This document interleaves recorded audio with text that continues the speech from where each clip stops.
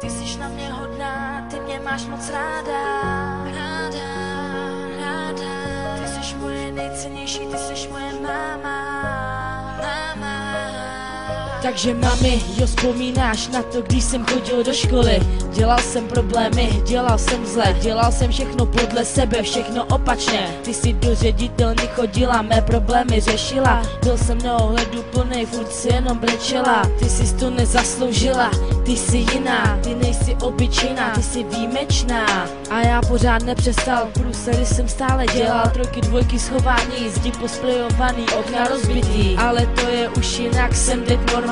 Omlouvám se za dárek minulý rok 11.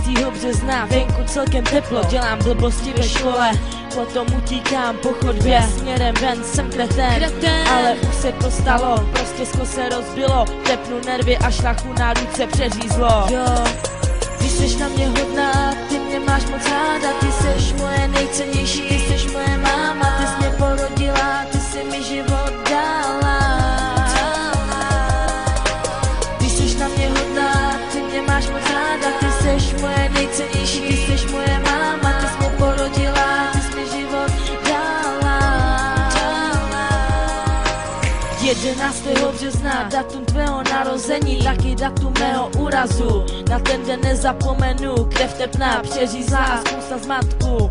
155 volali záchranku a tvoje oslava byla ztracená, byla totálně zničená. Já jsem slavil na sále a ty si na mě čekala. Táta tam byl taky, ale táta na nás sral. On si nás nevšímal, akorát když něco potřeboval, tak rychle zavolal. Ale to je minulost, já teď tvořím přítomnost. Já ti dám, jaký dárek budeš chtít, ale doufám, že mi nebudou zase ruku šít. Ty mi dáš první, poslední, ale já ti to jednou vrátím. Tak se rozhlédni, ty tu máš mě a já tu mám tebe, kterou mi poslal Bůh z nebe. Ty jsi můj anděl, který nemá křídla, ale já chci být s tebou dneska v pozici i zítra. Ty jsi mě hodná, ty mě máš moc ráda. Ty jsi moje nejcennější, ty jsi moje máma. Ty jsi mě porodila, ty jsi mi život dala.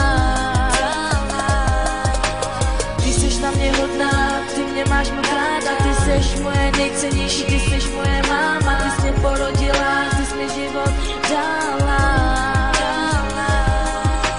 Ty jsi moje nejcennější, ty jsi moje máma, ta máma, která má fakt blbýho syna. Ten, co tě hodně dlouho potápěl, ale on to nevěděl. On byl totálně blbý, ale teďkon je jinej. Začal chápat slovo rodina, začal tě mít fakt moc rád. A kdo se ptá, tak ten povedenej syn jsem byl já. Já nechci už tě nikdy ublížit, nechci tě ztratit, já nechci tě nikdy využít. Tebe mi nikdo nemůže nahradit. Miluju tě, mami.